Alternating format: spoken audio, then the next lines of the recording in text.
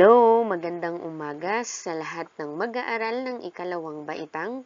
Oras na naman para tayo ay mag-aral, matuto at magsanay gamit ang ating module sa MTB-MLE. Isang napakagandang aralin ang ating mababasa, mauunawaan at matututuhan ngayon. Handa na ba kayo? Tara, simulan na natin. Para sa ating pagsisimula, siguruhin na hawak natin o nasa tabi natin ang ating module sa MTB-MLE pagkat ito ang pangunahing kagamitan natin sa pagkatuto. Ihanda rin natin ang ating lapis at ang ating notebook o sagutang papel na siyang maglalaman ng mga sagot natin sa bawat pagsasanay o gawain na nakapaloob sa ating module. Ulitin natin, dapat may module, check. Dapat may lapis, check. Dapat may notebook o sagutang papel, check. Ayan, handang-handa na talaga tayo sa ating pag-aaral. Tara, simulan na natin. Ang leksyong pag-aaralan natin ngayon ay patungkol sa pagkilala at paggamit ng panghalip panao at panghalip na paari. Alam mo ba na may mga salitang ginagamit na panghalili o pamalit sa mga salitang ngalan? Alam kong ikaw ay isang matalinong bata, kaya matatandaan mo ang mga salitang panghalili o pamalit na ito at magagamit mo sila ng tama o wasto sa pagsulat mo ng sariling pangungusap. Para sa alamin, ang module na ito ay inilimbag upang malinang ang iyong kasanayan sa pagkilala at paggamit ng panghalip panao at panghalip na paari, tulad ng akin, iyo at kanya. Gayon din ay higit na mapaunlad ang kakayahan sa pagsulat at pagbasa. Pagkatapos ng araling ito, ikaw ay inaasahang number 1, makikilala at magagamit ang panghalip panao at panghalip na paari. At number 2, makasulat ng talata gamit ang panghalip panao at panghalip na paari. Para sa subukin, piliin at isulat ang letra ng tamang sagot sa sagutang papel. Number 1, si Julia ay isang mabuting bata. Anong panghalip panao ang gagamitin mo bilang kapalit ng salitang may salungguhit? A. Ikaw. B. Siya. C. Kayo. D. Ako. Number 2, ang cellphone sa mesa ay kay Amber. Anong panghalip panao ang ipapalit sa salitang may salungguhit? A. Kanya. B. Akin. C. Ikaw. D. Atin. Number 3, si Alex ay masipag mag-aral, kaya naman marami siyang gantimpalang na iuuwi. Anong panghalip panao ang kapalit sa ngalan ni Alex? A. Siya. B. Ikaw. C. Sila. D. Ako. Number 4, ang kapitan ng barangay ay patuloy na nag-iikot upang magbigay ayuda sa kanyang nasasakupan. Ibigay ang tamang panghalip panao para sa salitang may salungguhit. A. Kanila. B. Ikaw. C. Sila. D. Siya. Number 5, ibinoluntaryo ng isang guro ang sarili bilang frontliner. Anong panao ang pwedeng ipalit sa salitang guro? A. Kanila. B. Siya. C. Nila. D. Niya. Para sa pangalawang subukin, piliin ang angkop na panghalip sa sumusunod na pangungusap. Isulat ang letra ng tamang sagot sa sagutang papel. Number 1, maganda ba ang sapatos ko? Bigay ito sa blank ng aking nanay. A. Iyo. B. Akin. C. Atin. D. Kanya. Number 2, Anton, blank ang lapis na naiwan kahapon sa silid-aralan. Nakasulat doon ang pangalan mo. A. Akin. B. Atin. C. Inyo. D. Iyo. Number 3, ang husay umawit ni Ana.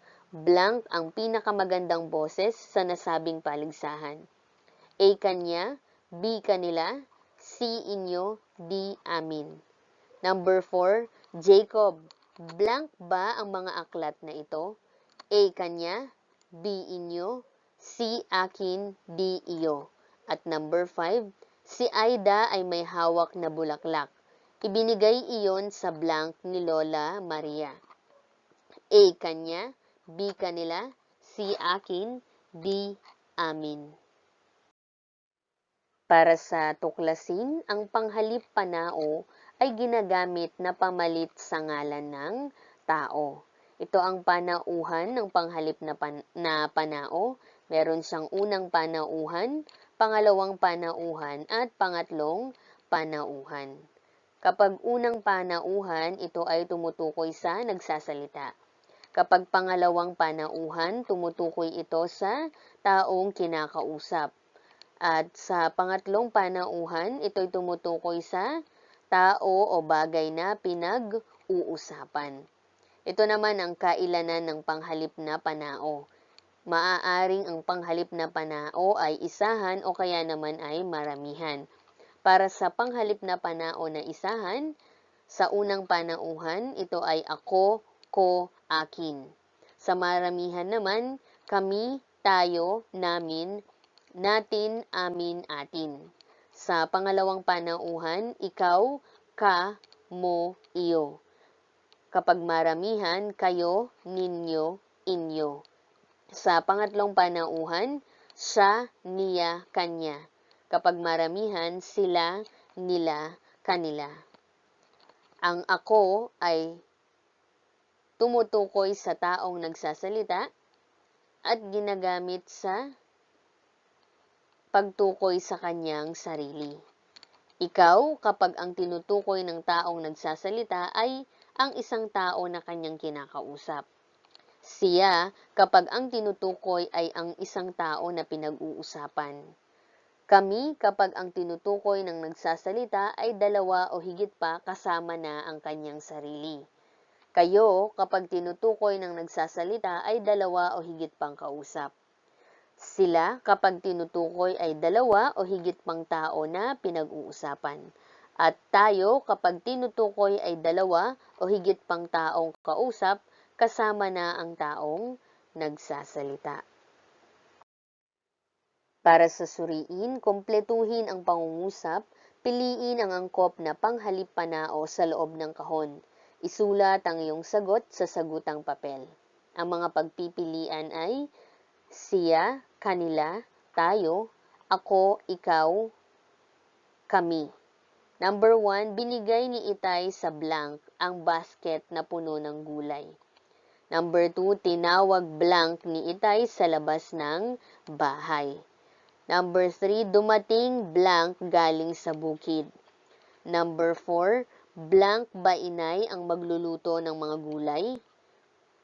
At number 5, sa blank ko daw ibibigay ang mga gulay.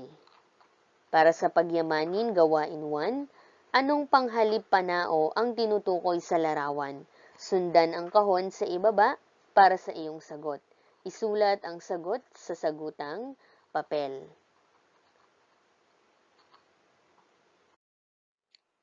Para sa gawain 2, gumuhit ng larawan sa kahon, sumulat ng pangungusap ayon sa larawan na iginuhit mo gamit ang panghalip panao. Isulat ang sagot sa sagutang papel. Guguhit ka ng larawan sa loob ng kahon, pagkatapos ay susulat ka ng pangungusap patungkol sa larawan na iyong iginuhit. Para sa gawain 3, piliin at isulat ang letra ng tamang sagot sa sagutang papel. Number 1, sinabi ng nanay mo na huwag kang lumabas ng bahay dahil may lumalaganap na nakahahawang sakit.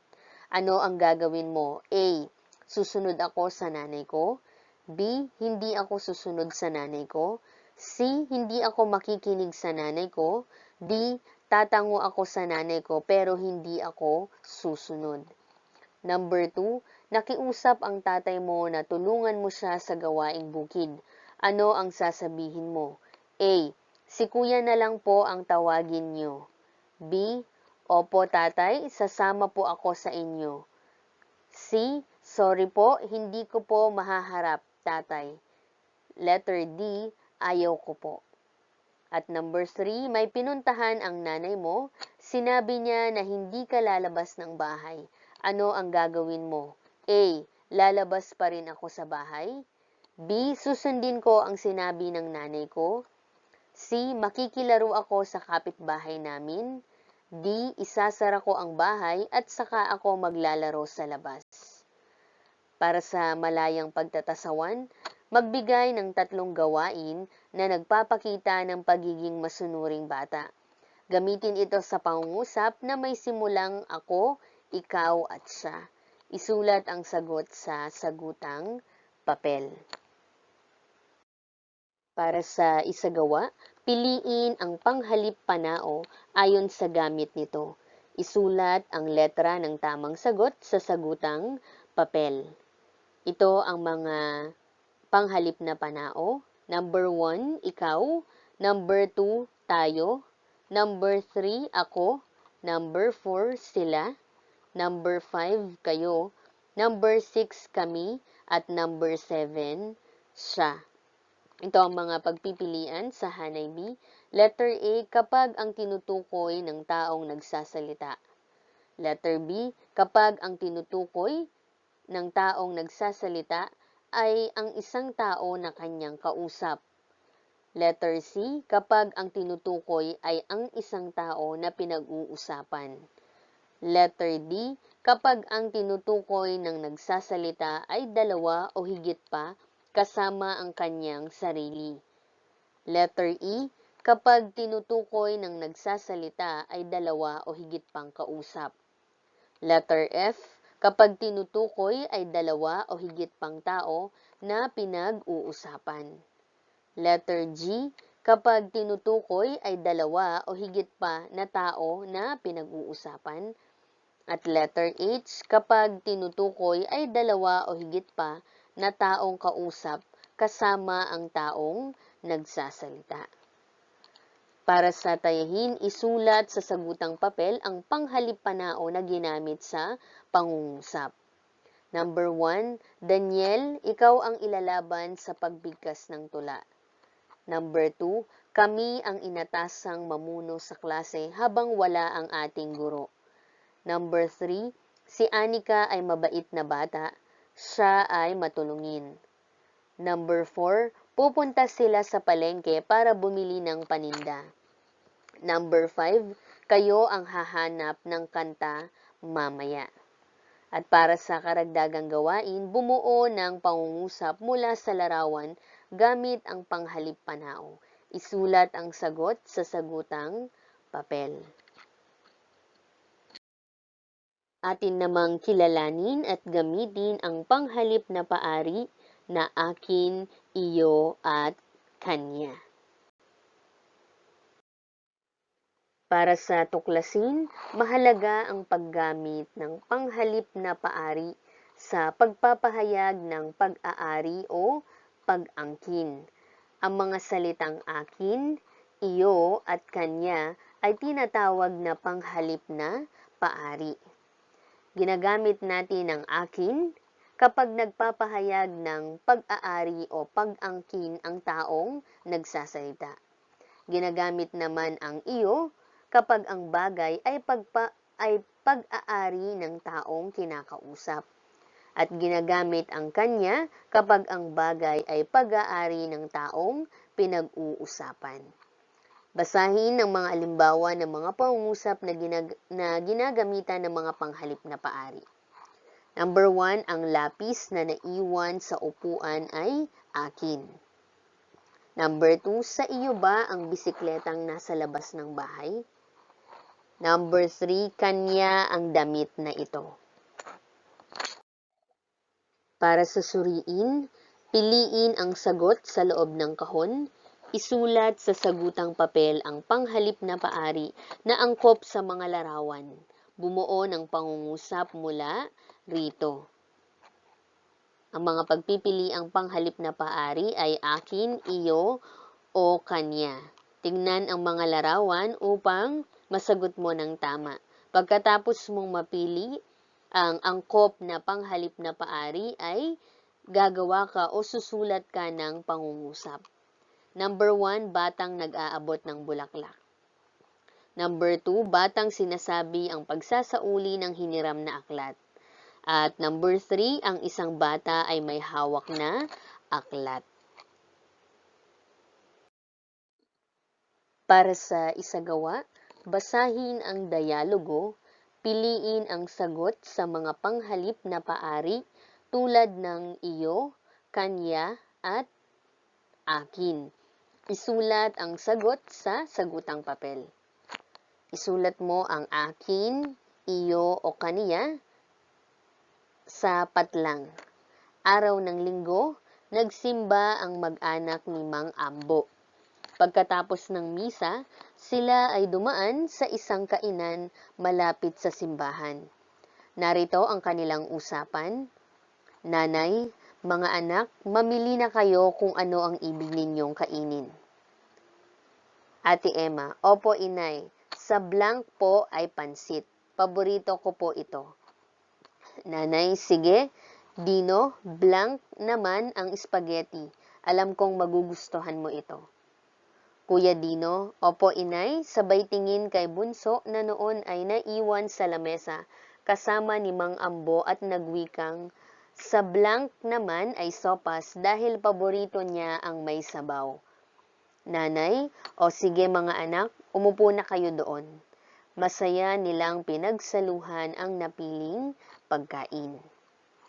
Para sa tayahin, piliin ang wastong panghalip na paari sa loob ng kahon upang mabuo ang bawat pangungusap. Gawin ito sa sagutang papel. Ang mga pagpipili ang panghalip na paari ay akin, iyo, at kanya. Number 1, ibinigay sa blank ni Marie ang bulaklak dahil alam niyang paborito ko ito. Number 2, ang galing talagang gumuhit ni Lito. Blank ang pinakamagandang pinta na nakalagay sa opisina ng aming punong guro. Number 3, J, blank ba ang bolang naiwan sa palaruan? Nakasulat doon ang iyong pangalan. At number 4, maganda ba ang suot kong blusa? Regalo ito sa blank ni Ninang Elsa. At para sa karagdagang gawain, sumulat ng isang talata na binubuo ng 2 o higit pang pangungusap gamit ang mga panghalip na panao at panghalip na paari na iyong natutunan. Isulat ito sa iyong sagutang papel sa paraang kabit-kabit. Maraming salamat mga bata. Tandaan, ang panghalip ay salitang humahalili o pamalit sa ngalan o pangalan na nagamit sa parehong pangungusap o kasunod na pangungusap. Ang salitang panghalip ay nangangahulugang panghalili o pamalit.